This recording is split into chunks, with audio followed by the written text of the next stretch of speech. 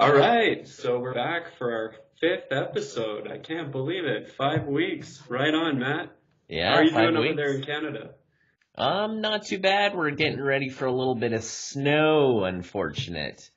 What is it? Yeah, September? yeah, it's September 11th. Are your Um, kids even back to school? oh yeah, yeah. Okay. Just to give you a little bit of context, last year we were at 29 degrees Celsius, so we were Nice. like high 80s. Right. And this year we're gonna have snow tonight. So Holy cow. yeah, there you go. It's not going to last very much, and it sounds like a lot of the snow is going to be hitting Jasper. But anyways, that's the news here in Edmonton, where winter is coming with a force. And maybe we're your groundhog, the anti-groundhog. We're going to tell you winter's coming early.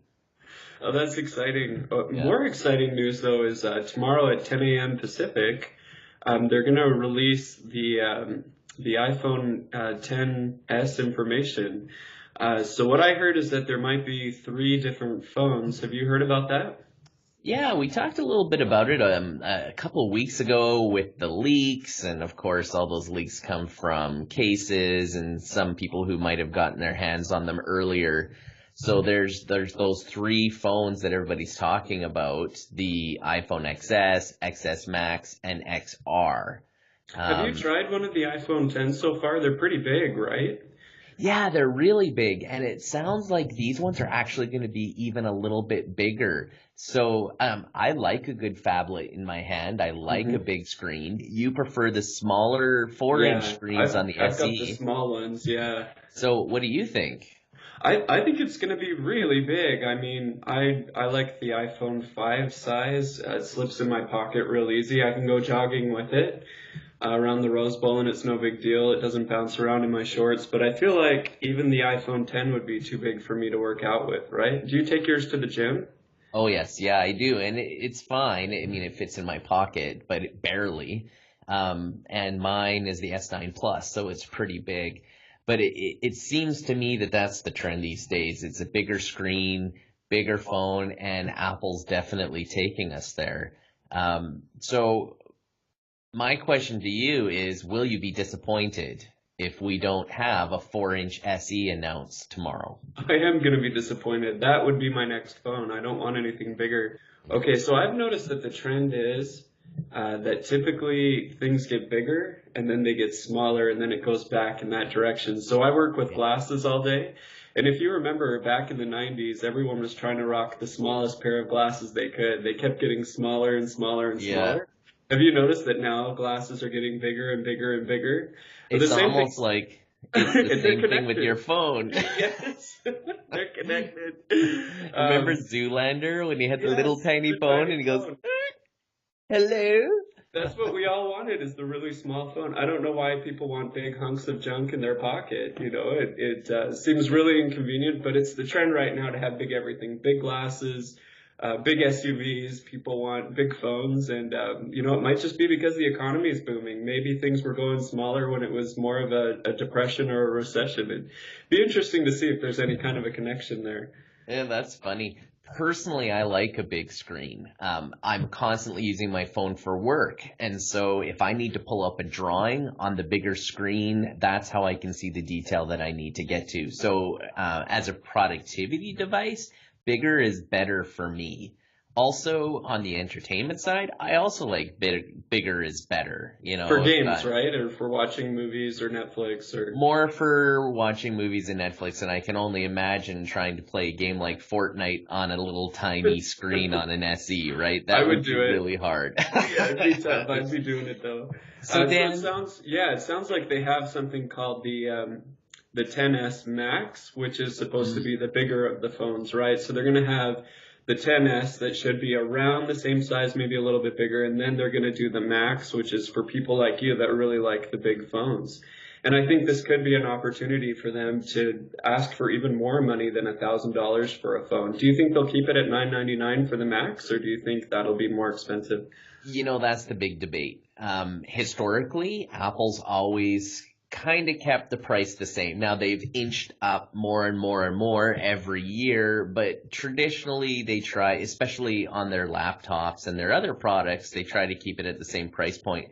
However, I think that Apple's realized that some of the people out there who are big fans will pay more for the most premium product. So I would not be surprised if we see the iPhone XS Max coming in around 1100. Just look at what the Note 9 did with its highest end model, right? Wow. I think it's around $1,200. Oh, So, and people are buying it. Now, how many? I don't know, but I think Apple might go this direction.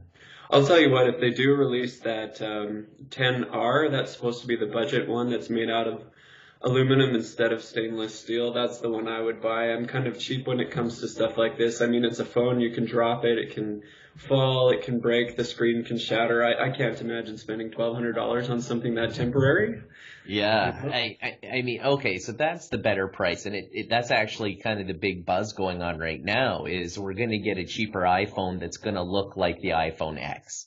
And by cheaper, you mean right. $700, right? Yeah, okay, that's not super cheap because the SE was how much? How much did The you SE, pay? I bought it for $189 years ago. So spending $800 on a phone, $700 is out of my price range, I think. Yeah. So speaking of really big screens, the Pixel 3 XL has a little bit of controversy going on right now. Oh, and yeah. I mean, that's a really big screen with a really big notch. And we've covered this earlier in the last couple of weeks, talking about the notch and how we don't really like it that much. Well, there have been a lot of bloggers, especially video bloggers, that have been giving negative reviews from some of the leaks they've seen. In fact, we've seen an entire unboxing of the Pixel 3 XL. Is that the same one they found on the Uber? Remember when you told that last week? Yeah. No, this one's actually coming out of the Ukraine. Wow. And yeah, it's like a full unboxing and they turn it on. There's some controversy on whether this is real. It could be a fake. It could be some people think that there was actually some production units that ended up getting stolen, and so they think that's kind of where this came from. But a lot of the video bloggers hate the notch. Hate it, hate it, hate it. One of them even said, when I look at this, I want to vomit all over it. So here's what the interesting thing is. Google has been contacting these bloggers with these extremely negative reviews, and they said, can I use the clips of you wanting to vomit on the phone in our reveal? That doesn't, why would they want to use negative press like that? Well, that's the question, right? That's the question. Why are they doing this? So now the conspiracy theorists are just going crazy, especially these video bloggers. I mean, more and more people are clicking on their videos because they're like, hey, Google just contacted me. They want to use my vomit quote, right? So the theory is that Google might actually release another model that they've been able to keep under wraps that's going to be notchless. And this would be their premium phone. Just like Apple tomorrow is going to release the iPhone XS Max, they might have a bezel-less Pixel 3 XL with no notch. So that's kind of the rumor. Personally, I don't think it's going to happen. I think it would have leaked by now. I mean, the technology, it would have leaked. Yeah, it would have leaked, and you see the cases. I mean, there would have been something, but I don't know why Google's going to do it. Yeah, maybe this is all just made up. Maybe somebody started making contact and nothing's going to show. I don't know. They already have a release date for that phone, the Pixel 3, right? Isn't it at the end of this month? Yeah, it's going to be on October 4th, actually. So not September, but October 4th. That's their big reveal, just like Apple's going to have their big event tomorrow. So by the time this comes out, everybody's probably going to be logged on watching the Apple keynote or going to the blogs to see what's being released. I'm excited to find out what ends up happening. I wanted to talk about this last week, but we didn't get a chance to. Did you hear about that murder in China with Diddy's carpooling app? You know what? I hadn't until you talked to me about it. So how did this happen? And What's different between, say, Didi and Uber? So Didi's a lot like Uber, but in China. One thing people say about it though is it's more like a car pooling service. So it sounds like if you're on the way somewhere, you can pick someone up and they can come with you anyways. But either way, their drivers are vetted, according to Engadget, the website I was reading about. One thing they did say though is that this person that supposedly murdered their passenger had a complaint filed against them the day before. He picked up a lady and she said he was really creepy. He made her sit in the front seat, kept commenting about her legs, and then when she left and got out of the car, he followed her for some time. So she immediately called Diddy and said, you know, you really should look into this driver. And the person she contacted on the phone didn't do anything with it. And the next day is when the girl died. And so they've got a big terrible. PR nightmare on their hand because they really should have done something. And Yeah, it they just could begs have the prevented question. it. They could have prevented it, especially in that case, since somebody had called the day before. But, you know, even here in the United States, should there be more done to vet Uber drivers? It's funny, in my neighborhood, sometimes I'll do Uber pool, you know, to go to Hmm. the airport or whatever. And sometimes parents just push their kids in with me and they don't know who I am. You know, they Wow. don't know the driver. Are you serious? I'm not kidding. They just don't want to drive the kids over to wherever they're going. And so I think in their mind, they think because they have the app, they can watch them go. And then they probably call on the other side to make sure they make it there. And I imagine that Uber has a thing where you can't be under 18 and use it, but I'm sure it's just the parents using their app and having the kids be picked up. It's happened a couple of times while I've been in the back seat with their kids.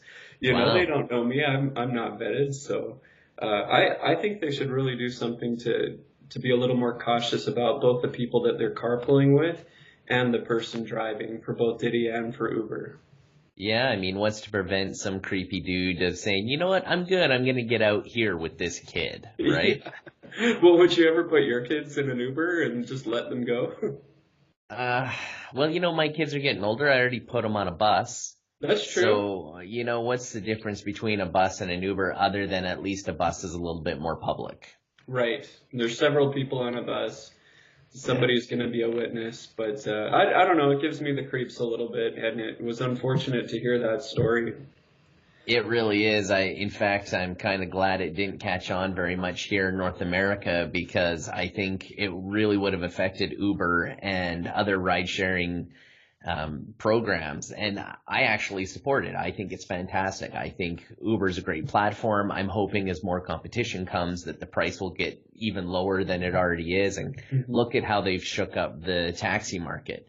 Yeah. And, I'm really hoping that self-driving cars in the future, I mean, you could do ride sharing there.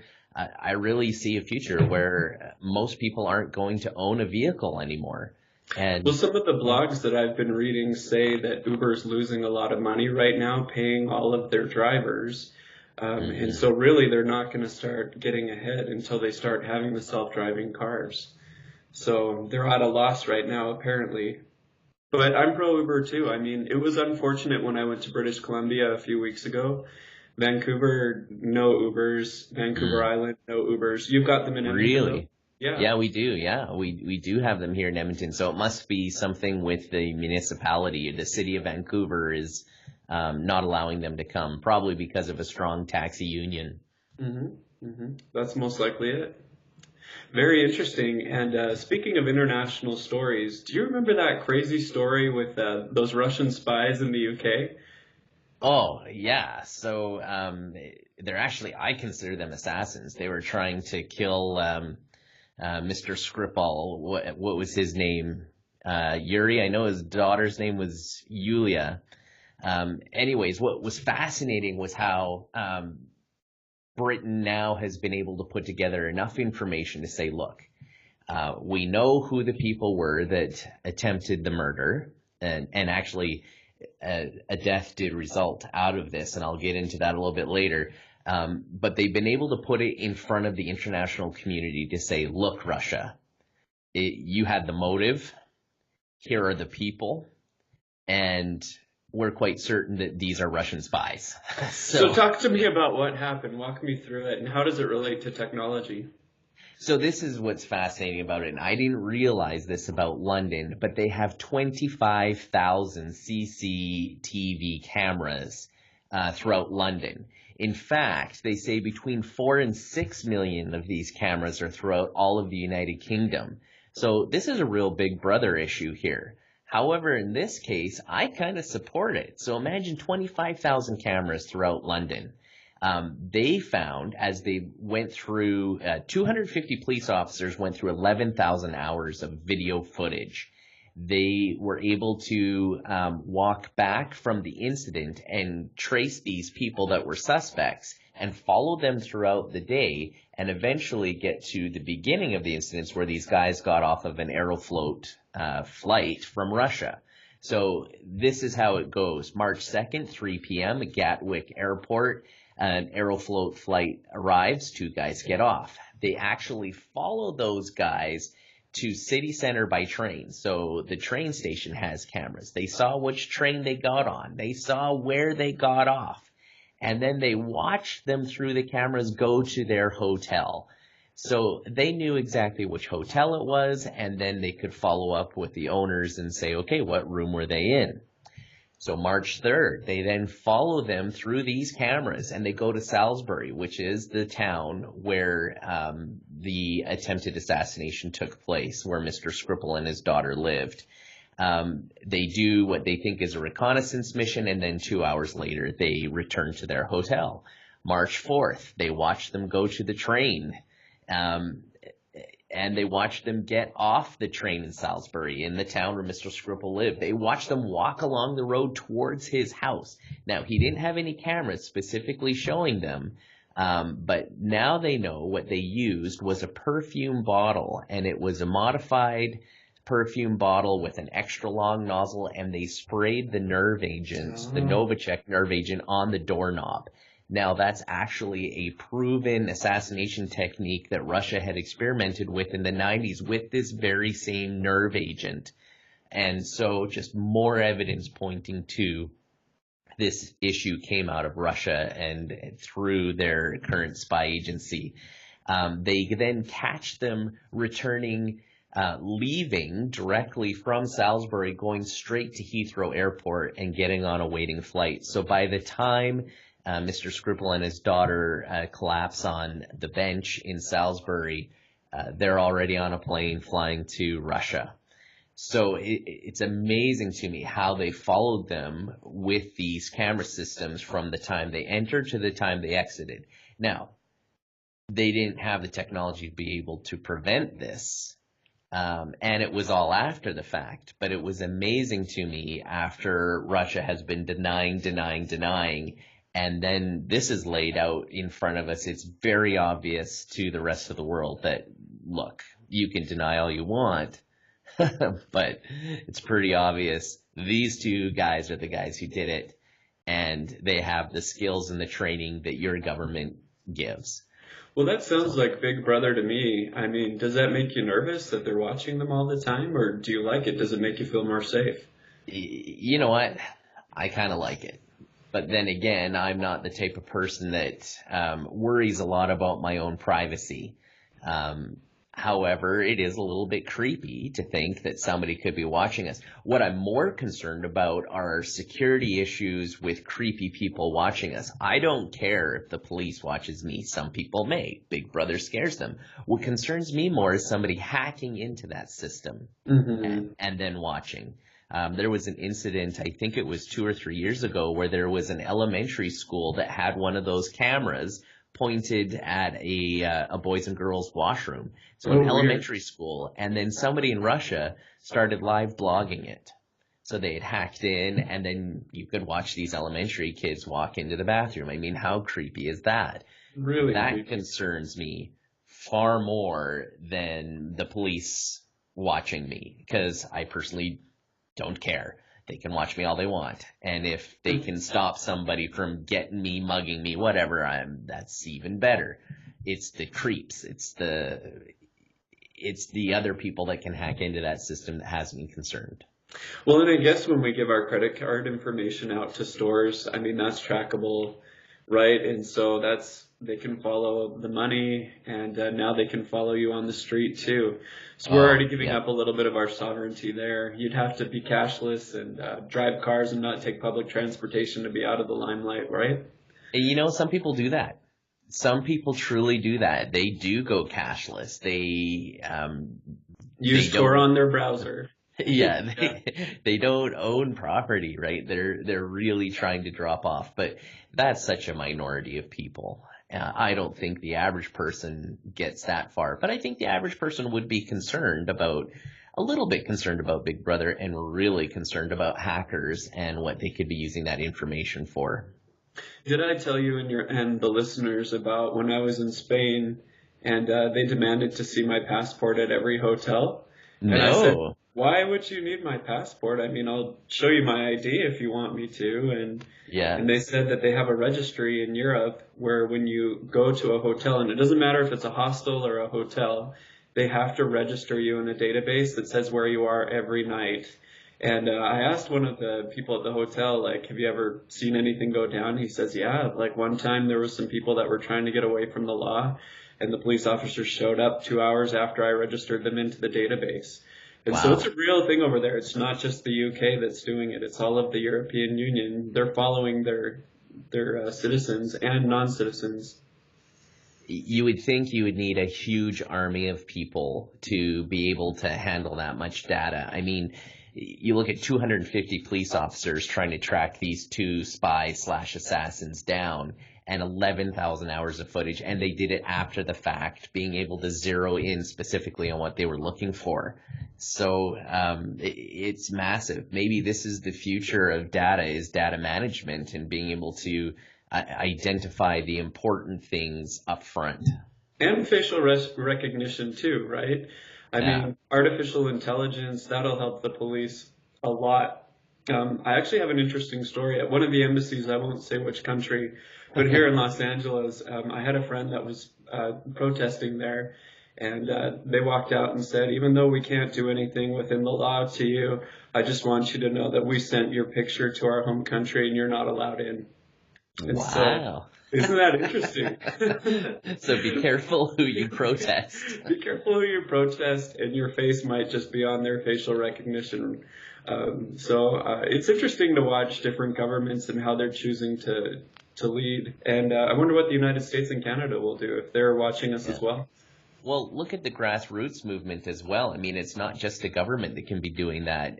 You have the white supremacist marches that have been going on, and then the Facebook and social media shaming that came out of that, where counter protesters are taking pictures with their phones of these people and putting it up on Facebook and saying, do you know who this is? And they were able to identify many of those people marching.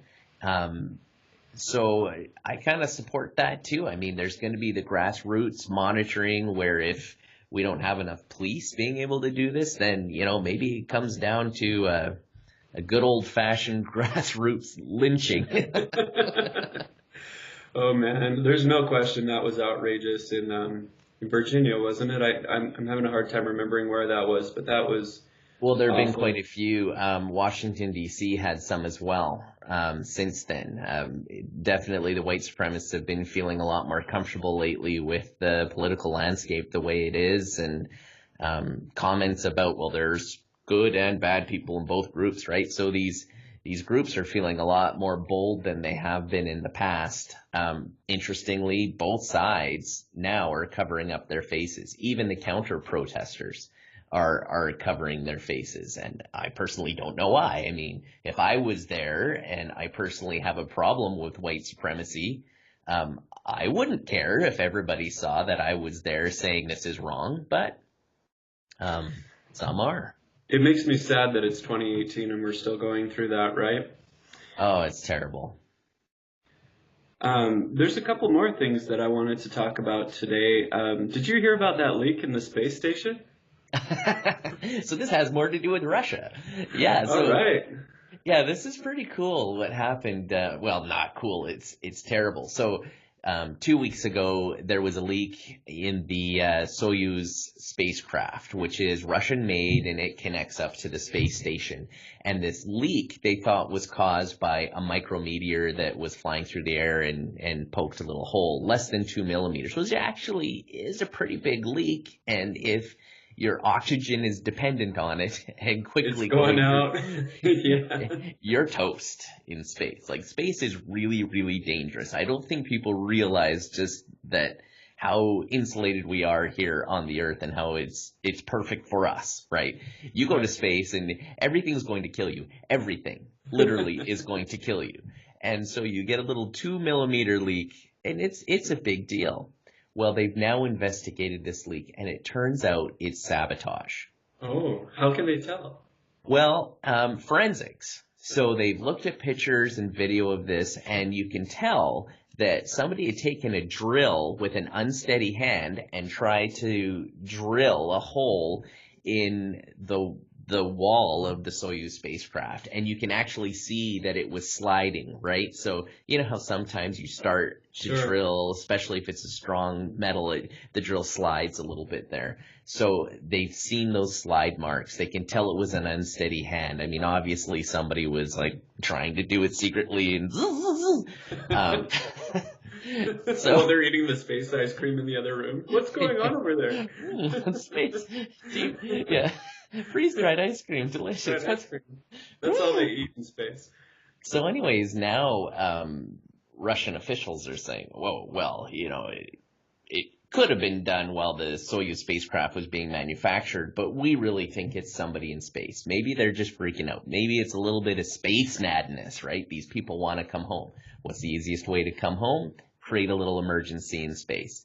So that's the big question. Right now, in the space station, there's 3 Americans, 2 Russians, and 1 German. So who could it be? I personally think it's probably somebody down on the ground, not somebody in space, somebody who's not happy with their employer. I've seen sabotage. I work in construction all the time.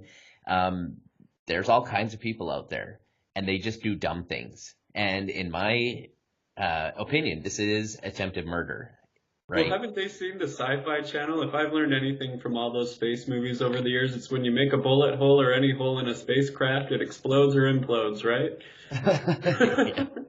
The suicide mission. Space is going to kill you, Dan. It's just going to kill you. Well, it'll be interesting to see what they discover about that. That's interesting that you think it's sabotage. Well, to me, it's pretty obvious that it is sabotage. The question is when. So did it happen and did they launch with the hole, or was it some astronaut floating with a little drill trying to drill a hole because they just want to go home? That makes sense, yeah. But personally, these astronauts, I think these astronauts are trained for such a long time. They're mentally prepared. They're ready to do this. I don't see it being an astronaut buckling. I think if somebody wanted to go home, they would have specifically requested to go home, right, as soon as the leak happened. Well, there's some people that are getting antsy on Earth here, too. Wouldn't you say, Matt, like Elon Musk getting crazy with the pot smoking? And nice transition. Yeah. Crazy Elon. So, yeah, this is probably one of the biggest stories of this week. And you wouldn't think it's big. So let's just talk about the most recent event. Elon Musk went on Joe Rogan's podcast. Joe Rogan was smoking something, and Elon said, "Hey, what's that you're smoking? Is that a cigar?" And he says, "And other things." Something along those lines. And then he says, "Would you like some?" And then Elon said, "Is it legal here in California?" In other words, he kind of knew that it was going to be pot. I mean, right. You smell it lit up, you know what it is. And Joe says, "Sure, but if I hand it to you, it may not be good for you, stockholders," right? Oh. And was he right? Well, absolutely. So Elon takes a toke, and then they're drinking whiskey, and guess what happens to the stock price? It drops 9%.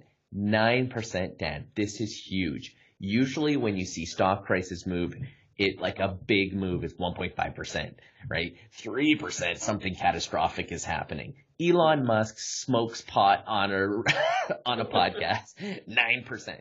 And to give you an idea of just how big this is, we've seen Tesla's stock teeter-totter through this whole year with his crazy behavior. This, though, has wiped out any gains Tesla stock has seen all year. And that's big, because if you follow what the American tech industry has done, they're probably on an average around 10%, which is huge. Huge. The NASDAQ, Tesla was beating them all. Was beating them all, wiped out. 9% gone. And just a little bit of the teeter-totter that's happened in just the last month. It all kind of started with Musk saying, tweeting actually, that he was going to take the company private, and that he wanted to take it private at $422 a share. Well, all of a sudden, that was a huge jump, 21% jump in one day. Boom. And then, of course, that was the peak, and then it starts dropping, especially as people were like, who can afford to take this private? And Elon's like, oh, I've got some people, wink, wink, wink. And they're like, no, we need more than this. And then the board is freaking out because Tesla's board, they seem to have not really been aware of this. You know, like Elon really is the head of his ship. He's the captain, and the board's kind of along for this wild ride. So the board assigned 2 full-time people to kind of take care of this. Like, these are board members. Usually board members just sit back and give a little bit of advice. 2 full-time people were going to help Elon identify who it is that could take them private, because obviously he wanted to. And then he realized, oh, maybe it's not best for Tesla as a company. And then, of course, the stocks drop again. And then there's the pedophile accusations, all that craziness. That was the previous month. And then he apologized. So that was May. He apologized in June. And then he doubled down after he's apologized. He started saying, well, I think this guy really is a pedophile, because if he wasn't, don't you think he would have sued me? Well, turns out he already had. Elon didn't know.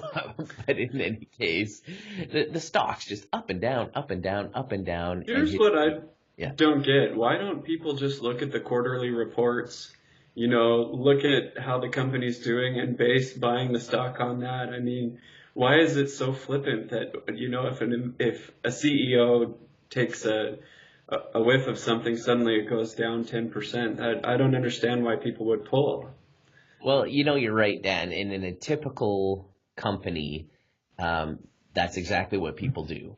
The problem is Tesla's a lot like Apple. It's all about reputation. It's all about the charisma of Elon Musk and the brilliance of him. We talked previously about how he's like a superhero to most people, right? And so you have this persona that really the stock price is so tied to. And then that person has this erratic behavior and starts tweeting about his Ambien addiction and is smoking pot. And I mean, and this is the guy who makes SpaceX rockets, right? This guy launches rockets for the United States government. In fact, the U.S. Air Force is looking at removing his security clearance because they have a policy. Nobody with that level of security clearance is allowed to partake in marijuana, even if it is legal in the state where they're using it. That's fair. Yeah, I think that's a fair thing. Yeah. I mean, this is the United States Air Force. It's important that the people who are making these decisions are not stoned. Yes. Well, I agree with you, Matt. And that's our podcast for this week.